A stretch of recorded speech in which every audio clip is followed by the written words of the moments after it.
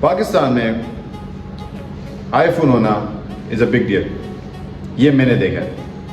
لیکن ایپل نے ایک ایسی ڈیسیجن لی 2007 میں جس کی وجہ سے آج ہمارے ہاتھ میں اس کا فون ہے.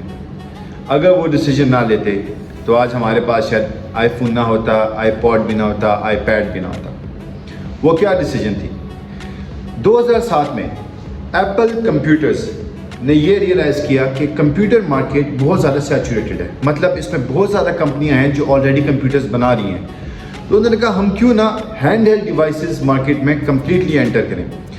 اس کے لیے انہوں نے ایک اسٹریٹجک ڈیسیجن لی اور انہوں نے اپنا نام ایپل کمپیوٹر سے چینج کر دے ایپل انک کر دیا.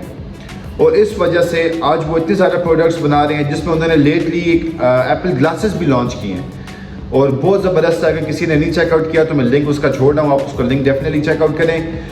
ناؤ اگر ایپل نے یہ ڈیسیجن نہ لی ہوتی، ایوالو نہ کیا ہوتا، اپنے آپ کو سچویشن کے حساب سے نہ چینج کیے ہوئے تھے تو آج یہ شاید کہاں نہ پہنچے ہوتے.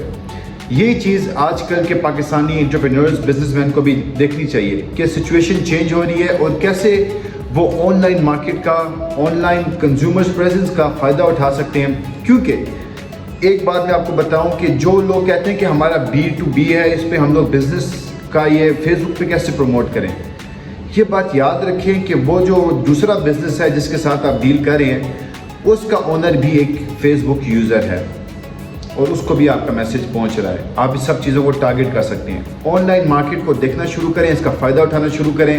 یہی مقصد تھا اس کیس اسٹڈی کو دکھانے کا کہ اس ٹائم پہ بھی کمپنی اتنی بڑی کمپنی ہونے کے باوجود بھی 1980 میں ان کا IPO ہوا تھا اور اس کے بعد انہوں نے 2007 میں اتنی بڑی ڈیسیجن لی.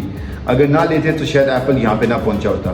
تو کون سی ایسی ڈیسیجن ہے جو آپ کو لینی چاہیے تاکہ آپ بھی آگے آنے والے سالوں میں اپنے بزنس کو گرو ہوتا دیکھیں؟ اگر آپ کو کچھ ایڈوائس چاہیے، I am always here to help. سننے کے لیے بہت بہت شکریہ. اللہ حافظ.